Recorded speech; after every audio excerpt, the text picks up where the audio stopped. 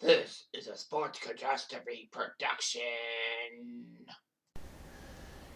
Hey there, Heather, ho there, it's Jeff Diamond. Welcome you to another Sports Catastrophe birthday boy. And the birthday boy for today, November the 6th, may be deceased, but this guy was good, and he was the only one I could find for November the 6th to finish this off. So, anyhow, he was known as the Big Train. He played 21 years in baseball and pitched for Washington in that era, never playing for another team. He's one of the greatest players and pitchers in baseball history. He has 110 shutouts. He's second in wins with 417 and fourth in complete games. Back when pitchers pitched the whole entire game and pitched a lot compared to what is this day.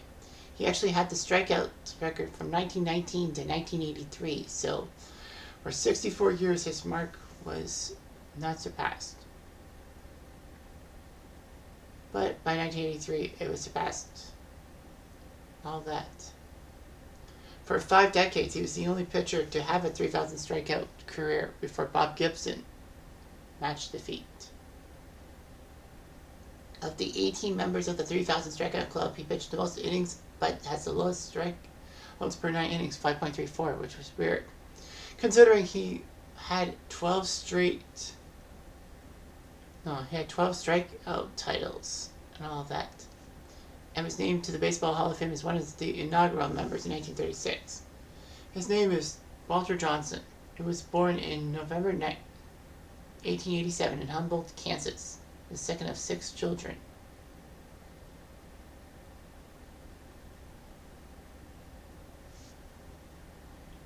Anyway, Walter and his family by the age of 14 went to California, to Olinda, California. He would later attend Fullerton High School in California and then later moved to Idaho and was part of the State League. But by 19 years old, Washington needed a good pitcher and they decided, hey, we need this guy. So anyway, it was huge and all of that. Ty Cobb and Walter Johnson met in August 1907. He was a rookie.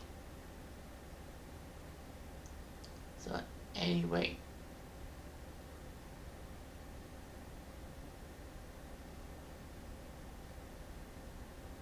yeah, he said that, he looked like a hayseed, or a roof, if you will. Yeah, hayseed. But he threw that pitch by Ty Cobb, and they knew that they couldn't touch him.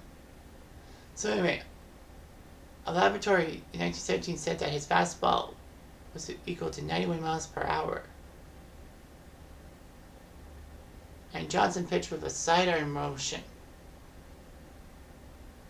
which was hard to carry and all that.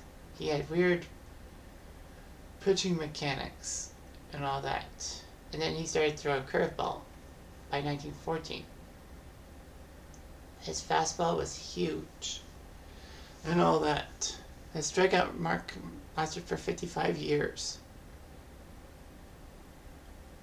And of course, the strikeouts were huge for people back in the 1910s and all that.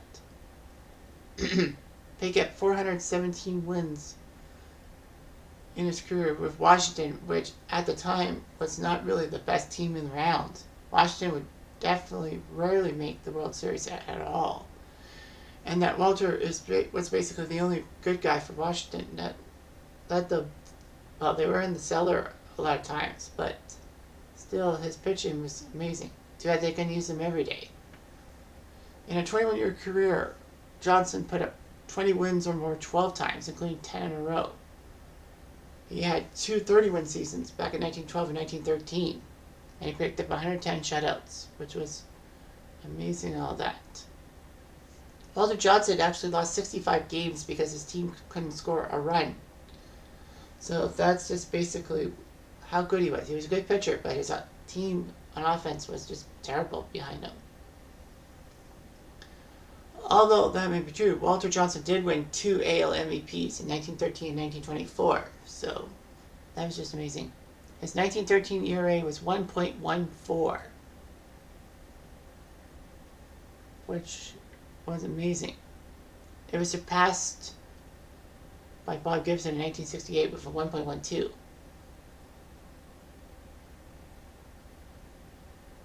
So, anyway,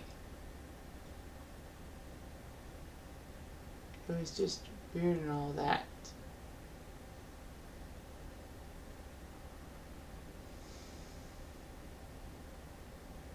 Yeah, it was just amazing what he could do. In that 1913 season, he actually pitched 55 scoreless innings. Still the American League record. So he practically pitched 6 complete games without giving up a run.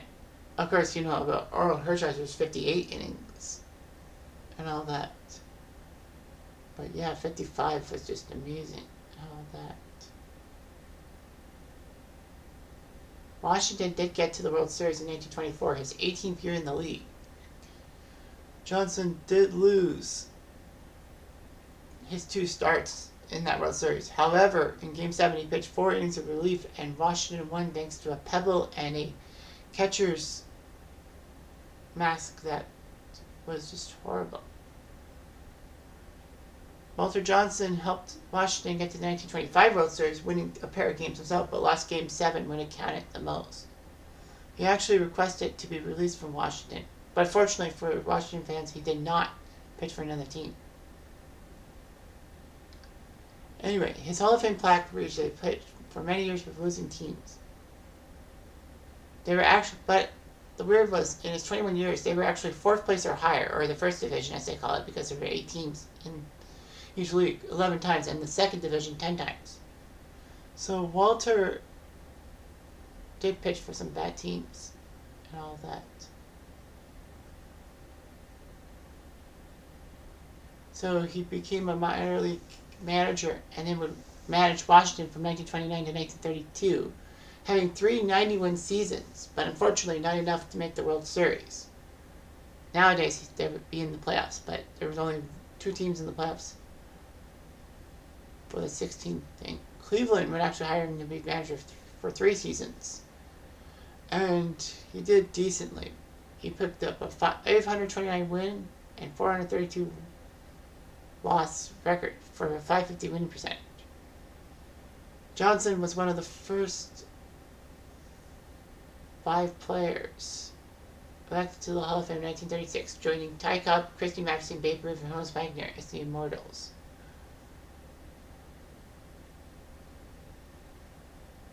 So, anyway, it was just amazing all that. He ran for a congressional seat in 1940 but lost. So, anyway, he married someone and they had 5 children. All that. He died from the flu in 1921, and then he died of a brain tumor in Washington in 1946, 5 weeks after his 59th birthday. Which was terrible and all that. Although there's a high school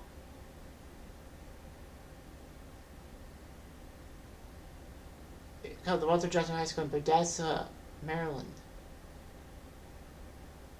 So many people have all that. They actually made a statue of Walter Johnson to be put at Nationals Park for the current Washington Nationals. Anyway, Johnson was a fantastic player in the 1910s and 20s. You know, his pitching was amazing. He put 417 wins, 279 losses, playing 531 complete games and an ERA of 2.17, strikeouts 3,509. He was a decent hitter too, getting 24 home runs and all that. So, yeah, Walter Johnson was just big. Too bad Washington just didn't have the win power that they wanted to. And that would have changed things up a lot, don't you think? Anyway, I'm Jeff Diamond. I do.